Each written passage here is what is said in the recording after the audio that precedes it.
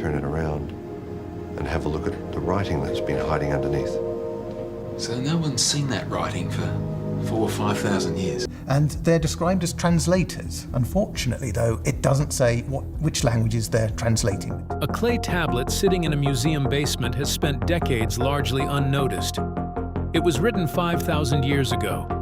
It describes underwater structures with specific measurements, entrance points, and architectural details. This is the line that says, "I am Kurash, Shar Kishati, king of the world, the great king, king of Babylon." Researchers who followed its coordinates found something on the ocean floor that the Turkish government shut down within 3 weeks. What they found has never been fully explained. The tablet that shouldn't exist. In the basement storage of a museum in Istanbul sits a clay tablet with the catalog number VAT/12772. It does not have a display case. It does not draw crowds. Most visitors to the museum will never know it exists, and most people who do know it exists have chosen not to discuss it in any serious public setting. The reason for that silence becomes apparent when you look at what the tablet actually contains. Written approximately 5,000 years ago, it describes underwater structures in specific detail, not vague poetic imagery, not spiritual metaphor. The text includes what appear to be coordinates, measurements given in ancient units, and architectural descriptions of a structure beneath the waters near the Persian Gulf. It names this structure the Abzu, and describes it the way a builder would describe a facility, with levels, functions, materials, and access points laid out in sequence. What makes this genuinely difficult to explain away is the timeline. The knowledge required to describe underwater structures with this level of precision, the kind of knowledge that comes from actually going down there and looking, did not exist in any documented form until the 20th century. Submarines were not operational until the early 1900s. Sonar capable of mapping ocean floor formations was not developed until the mid-20th century. The technology needed to verify what this tablet describes did not exist until roughly 40 years ago. And yet the descriptions on this tablet, written 5,000 years before any of that technology existed, correspond to formations that were only discovered recently. The Sumerians who inscribed this tablet did not frame it as mythology or religious vision. The tone is matter-of-fact, precise, and functional. Researchers who have examined the text have described it as reading less like sacred writing and more like a maintenance log, or a technical record of a facility that someone needed to document carefully. That framing is what makes it worth taking seriously, and it is what makes the events of 2004 so difficult to set aside. What happened in 2004? In 2004, a joint Turkish-American marine archaeology expedition set out to investigate an underwater formation off the ancient Sumerian coastline in the Persian Gulf. They were following a specific set of coordinates that had circulated quietly among researchers for several years, and what they found when they got there was not what anyone had prepared for. On the ocean floor, the team discovered a series of massive cylindrical structures arranged in a precise hexagonal pattern. 6 cylinders forming the outer ring, one positioned at the center. Each cylinder measured approximately 30 meters in diameter and extended 90 meters down into the seafloor. They were perfectly symmetrical. The material the structures were made from was basalt. That finding alone was enough to stop the team. The nearest natural source of that specific type of basalt is in the Armenian mountains, roughly 800 kilometers away. There is no geological process that places basalt of that composition on the Persian Gulf floor naturally. Someone brought it there. The tool marks on the surfaces of the structures ruled out the possibility that they formed through erosion or natural geological activity. The cuts were precise, the angles consistent, and the patterns deliberate in ways that require tools and planning rather than the slow work of water and time. The team also noted something that was harder to explain than the physical structures themselves. When they cross-referenced the measurements of what they had found with the measurements recorded on VAT/12772, converted from ancient cubits to modern units, the numbers matched. The expedition was shut down within 3 weeks. The Turkish government declared the site a military exclusion zone. All samples the team had collected and all documentation they had prepared were confiscated. The lead archaeologist, Dr. Meet Odowan, gave a single interview to a small Turkish newspaper. In it, he said that whatever they found down there proved that the Sumerian records were not mythology, but history. He declined to specify what exactly caused the government to pull them out. After that interview, he stopped speaking publicly about the expedition entirely. That shutdown is the part of this story that no straightforward explanation has ever adequately addressed. The city that started everything. To understand what VAT/12772 is describing and why it matters, it helps to look at the world it emerged from and the context in which it was recorded. The tablet is part of a group of texts often referred to as the Eridu Genesis tradition. In Sumerian records, Eridu is not just another city. It is presented as the first true center of civilization, the place where structured human life began to take recognizable form. According to these accounts, before Eridu, human beings lived in dispersed communities without writing, formal agriculture, or stable governance. Then, within a relatively short span, a dramatic transformation occurred, attributed in the texts to the arrival of the Anunnaki, who are depicted as bringers of order, knowledge, and systems. Scholarly attention has largely focused on the mythological dimensions of these texts, creation stories, divine hierarchies, flood narratives, and king lists. These elements are rich in symbolism and have shaped much of how ancient Mesopotamia is understood. However, there exists another category of tablets that has received far less attention. These deal not with myth, but with function, records of materials, construction details, logistical organization, and what appear to be technical descriptions. VAT/12772 belongs to this lesser-studied category. Rather than presenting a narrative about gods or cosmology, it outlines a structure in a detailed and systematic way. It describes components, materials, layered sections, and operational purposes. The level of specificity suggests an intent beyond storytelling. It reads more like documentation. Some interpretations argue that the described structure resembles what would be required for a long-term, self-sustaining installation in a challenging environment. While such interpretations remain speculative and are not widely accepted in mainstream scholarship, they highlight how different readings of the same text can lead to very different conclusions. Importantly, within the Sumerian framework, these descriptions are not labeled as supernatural. They are presented as practical knowledge, part of an emerging system that the texts themselves treat as technology. What the tablet says is down there.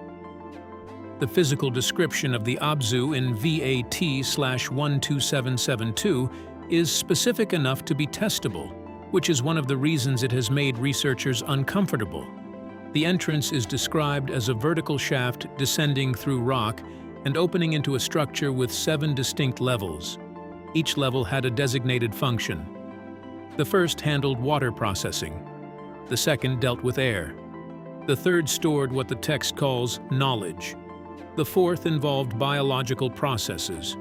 The remaining 3 levels are described in sections of the tablet that were damaged before the text could be fully recovered. The interior features described include geometric patterns carved into the walls, a central chamber where the Anunnaki interacted with what the Sumerians called the Me, and a lighting system that produced light without fire. The Sumerians described these light sources as stones that captured the essence of the sun. They gave off no heat, required no fuel, and did not dim over time. For most of the past 2 centuries, that description was treated as poetry. Then researchers began noting that it maps onto phenomena that science only began to understand recently. Phosphorescence was studied in depth in 1998. Piezoelectric luminescence, the production of light through mechanical pressure, was documented in detail in 2003. The consistent low-frequency vibrations produced by a deep ocean environment could theoretically power a piezoelectric lighting system indefinitely, without any external energy input. The sealing system described in the tablet is equally specific. 7 seals, made from a material the Sumerians called heaven's metal, a substance that did not rust, corrode, or yield to human tools. The first seal protected against water pressure, the second against seismic activity, the third against biological contamination. The descriptions of the remaining 4 seals use phrases the Sumerians acknowledged they did not fully understand, including one that protected against the unseen fire and another that guarded against the sky poison.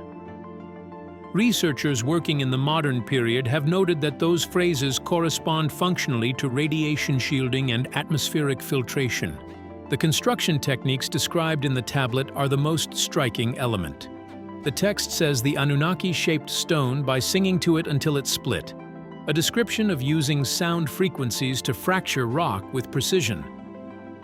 Ultrasonic cutting technology, which works on exactly this principle, was developed in the 1960s. The transparent material described as the windows to the deep, which the text calls crystallized water that never melted, corresponds in its described properties to transparent aluminum ceramic, a material developed in 2006.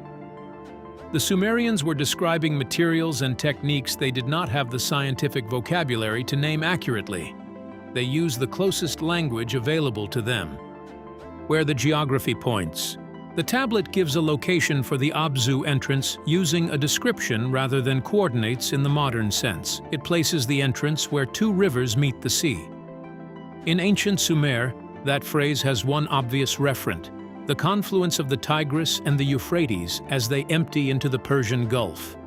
5,000 years ago, sea levels were lower than they are today, and that area of what is now underwater was dry land. The ancient coastline sat further out than the modern one. When researchers overlaid historical coastal maps showing where the ancient shoreline would have been with the coordinates that Dr. Odoan's 2004 expedition used, the alignment was precise. The location where the rivers would have met the ancient sea corresponds directly to where the structures were found. That alignment also connects to a piece of Cold War history that sat classified for decades. In 1968, a Soviet submarine operating in the Persian Gulf detected an anomaly on the ocean floor at a depth of approximately 400 meters. The readings described a massive geometric structure. The coordinates were classified, and the discovery was buried in Soviet naval records. In 2001, a former naval officer released those coordinates in an obscure Russian journal. Those were the coordinates that Turkish archaeologists followed to plan the 2004 expedition. 2 separate sources, one an ancient clay tablet and one a classified Soviet naval record, pointed to the same location on the ocean floor. The beings the tablet describes. VAT/12772 does not limit itself to structural description. It also describes the beings who built and used the Abzu, and the portrait it draws is specific in ways that resist easy dismissal. The Anunnaki are described as taller and physically stronger than humans. Their facial features are described as beautiful, but unsettling to the Sumerians who encountered them. Their eyes reflected light in the way animal eyes do, consistent with beings whose vision developed in low-light conditions or under a different light spectrum than Earth's surface provides. They required different atmospheric conditions than humans. The text states they needed different air composition and different pressure levels than the surface environment provided. The Abzu on this reading was not simply a facility. It was a controlled environment built to sustain beings who could not live comfortably in Earth's open atmosphere for extended periods. The transportation they used is described with unusual precision. The text calls it a skyboat, an enclosed craft made from heaven's metal, capable of moving through both air and water without sails, oars, or any visible means of propulsion. It produced no audible sound, only a deep vibration felt in the chest. It rose vertically, created whirlpools when it entered the water, and when ascending from the sea it moved upward and disappeared into what the text calls the black ocean above. Historians who documented this did not frame it as miraculous or divine. They wrote it the way observers write about things they have seen but do not fully understand, with careful attention to physical detail and a consistent, matter-of-fact tone. Knowledge as a deliberate transfer. The relationship between the Anunnaki and early Sumerian humans, as described in the tablet, does not fit the model of gods handing down wisdom to grateful worshippers. The text describes something more structured and more purposeful. Small groups of humans were brought into the Abzu and taught. The subjects covered included writing, mathematics, astronomy, agriculture, metallurgy, and medicine. The humans who received this instruction became the first priest-kings of Sumer, and the tablet lists them by name. Those names correspond to figures who appear on the Sumerian king list, one of the oldest surviving historical documents. The king list records the early rulers of Sumer as having reigned for thousands of years each, figures that historians have generally treated as mythological exaggeration. One interpretation, raised by researchers working with the tablet, is that the early entries on the king list record the Anunnaki themselves, beings with far longer lifespans than humans, who governed directly before handing authority to human rulers. The tablet also describes a faction of Anunnaki who did not leave when the majority departed. It calls them the Watchers. They did not live openly among humans, but operated from hidden locations. One group of Watchers remained inside the Abzu, tasked with maintaining the facility until the return of the others. The knowledge the Watchers were meant to guard is described in the tablet not as forbidden, but as timed release information. Knowledge that humanity was not yet ready to receive, and that was intended to be passed on only when certain conditions were met. Some Watchers, the text records, broke that protocol and transferred knowledge before the appropriate time. The tablet presents this as one of the causes of the catastrophic events that followed. When the water came. The flood described in VAT/12772 is not framed as divine punishment for moral failure. Instead, the tablet presents it as a form of deliberate environmental intervention. According to the text, humanity had expanded too quickly and in destabilizing ways, particularly through violence and the misuse of knowledge.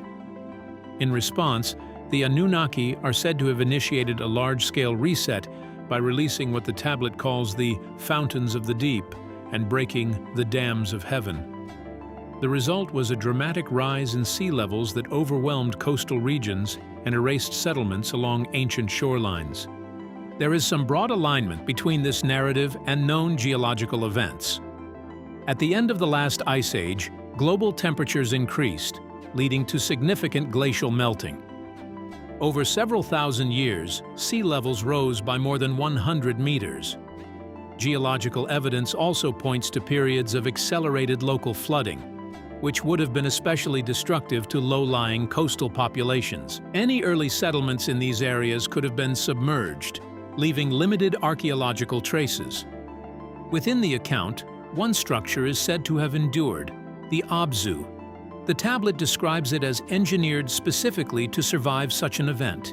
Its seals reportedly held, and its internal chambers remained intact despite the external upheaval. Inside, designated occupants, referred to as Watchers, entered a state described as a form of biological suspension, allowing survival over extremely long durations. The closing lines of the text make a striking claim. They assert that the structure remains in place, still sealed and intact. While such statements are difficult to verify and fall outside accepted historical consensus, they continue to draw attention because of their specificity and the way they frame the flood not as myth alone, but as an event with physical and lasting consequences. What the engineers and scientists found. In 2012, a Turkish engineer named Gökhan Sedar used the measurements from VAT/12772 to build a three-dimensional model of the structure it described. The model was published in an engineering journal and revealed something that purely textual analysis had not made apparent.